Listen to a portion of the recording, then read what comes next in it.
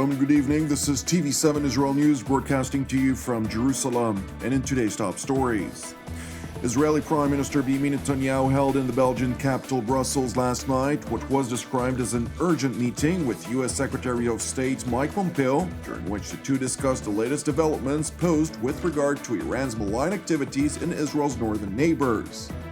EU Foreign Policy Chief Federica Mogherini underscores ongoing unity among EU member states with regard to the 2015 nuclear agreement with Iran, while rejecting claims of economic reasoning for the European efforts to preserve the deal. U.S. Special Representative for Iran Brian Hook emphasizes the importance of stepping up EU sanctions on Tehran's ballistic missile program in response to the latest Iranian testing of medium-range ballistic missiles. Israeli Prime Minister Benjamin Netanyahu held in the Belgian capital Brussels last night what was described as an urgent meeting with U.S. Secretary of State Mike Pompeo. Prior to his departure from Israel's Ben Gurion International Airport, the Israeli leader underscored that the meeting would focus on the latest regional developments and the challenges the Islamic Republic of Iran and its proxies pose to Israel on its northern frontier. אני יוצא עכשיו לבריסל לפגישה חשובה עם מזכיר המדינה של ארצות הברית מייק פומפאו. אנחנו נמצאים בקשר שוטף עם ידידינו האמריקנים. אני אדון עם מייק פומפאו על שורה של התפתחויות באזורנו ועל הדרכים שאנחנו נוקטים יחד כדי לבלום את התוקפנות של איראן וגרורותיה בצפון, וכמובן שנדון גם על נושאים אחרים.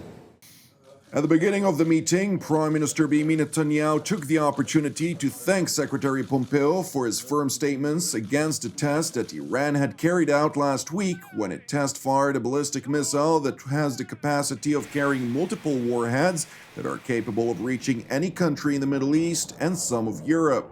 While the meeting was scheduled last week, a senior security source informed TV7 that the urgent meeting between Netanyahu and Pompeo was not considered routine. Rather, the meeting aimed at delivering an urgent message to Israel's northern neighbor Lebanon, in which Jerusalem warned Beirut to immediately stop the most recent actions the Iranian proxy Hezbollah has been taking, or else Israel will be forced to act militarily. The source explained that the latest actions taken by Hezbollah, including its coordinated efforts with Iran to facilitate factories across Lebanon for the purpose of upgrading its vast missile arsenal with sophisticated precision-guided components, was a clear red line for Jerusalem. Furthermore, the Iranian-backed militia has been actively bolstering its capability of conducting cross-border attacks. In light of a series of fortified defensive barriers which Israel erected along its borders, Hezbollah dug an extensive tunnels network which it hoped to use during a future conflict with the Jewish state. With regard to the latter, the IDF spokesperson's unit lifted a news embargo this morning on an IDF operation dubbed North Shield, which began last night and which is designed to discover and neutralize the cross-border attack tunnels that Hezbollah has dug into Israeli territory. IDF spokesman Brigadier General Ronen Manelis explained that the IDF had detected a large number of tunnels and that the operation to destroy these threats will be conducted on the Israeli side of the border. אנחנו כרגע פועלים בשטחנו, והעובדה הזאת מאפשרת לנו מרחב פעולה רחב מצד אחד. מצד שני צריך לזכור, חיזבאללה מפר את החלטה 1701 באופן ברור, הוא חופר מכפר קילה לשטח ישראל. הוא בונה תשתיות צבאיות בתוך הכפרים השיעים מדרום לליטני. הוא מחזיק פה ארגון סביבתי שבעצם מהווה ארגון של תצפיות של ארגון חיזבאללה. הוא מוכיח לכולם שצבא לבנון, ממשלת לבנון, לא שולטים בשטח, מי ששולט זה ארגון הטרור חיזבאללה.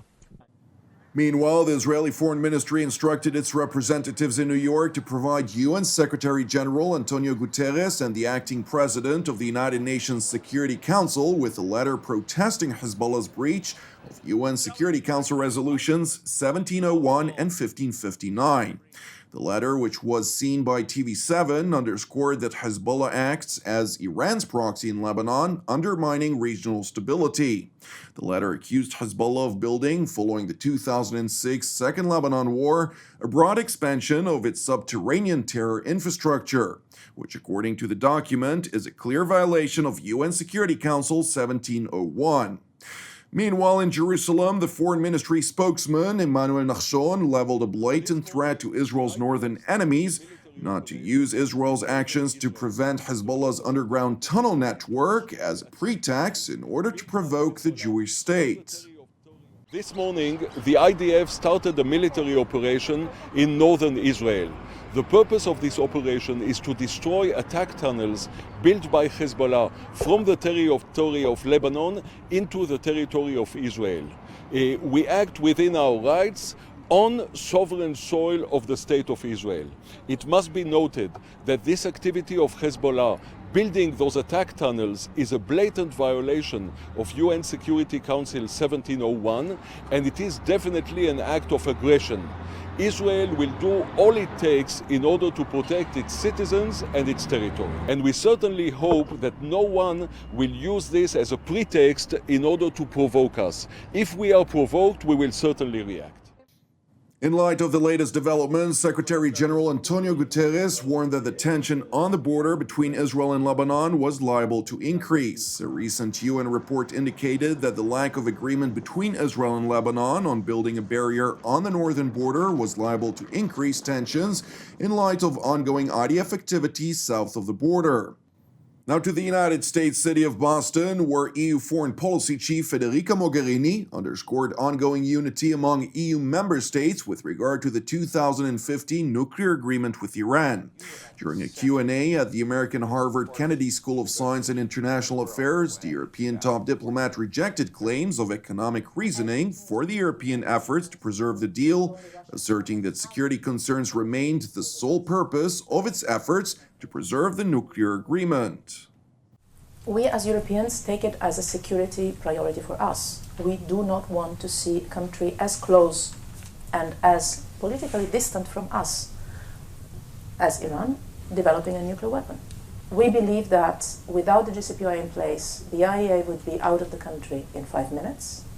No controls, no monitoring, no limits. Iran developing a nuclear weapon would immediately call for others in the region to do the same. Then you have a nuclear arms race in the middle of the Middle East. We only missed that. We don't want to go there. And this is why we're working so hard to keep the agreement in place. It's a purely security, non-proliferation priority we have. Well, Mogherini listed many security-related reasons to the European position on the Joint Comprehensive Plan of Action, which is the technical term of the nuclear agreement with Iran. She underlined that contrary to voiced allegations of leniency toward the Ayatollah regime, the European Union has a series of sanctions in place for their support of terrorism, human rights violations, and many other issues which Brussels does not shy away from. Mogherini further underscored that since the 2015 nuclear agreement under the Obama administration, the European Union had more sanctions imposed on Iran than the United States. But we have sanctions in place on Iran for terrorism, for their support to the Syrian regime, for human rights violation, for many other issues. And there was a moment just before their imposition of sanctions in November that EU sanctions on Iran were tougher than the US sanctions. We had sanctions in place that the US didn't have.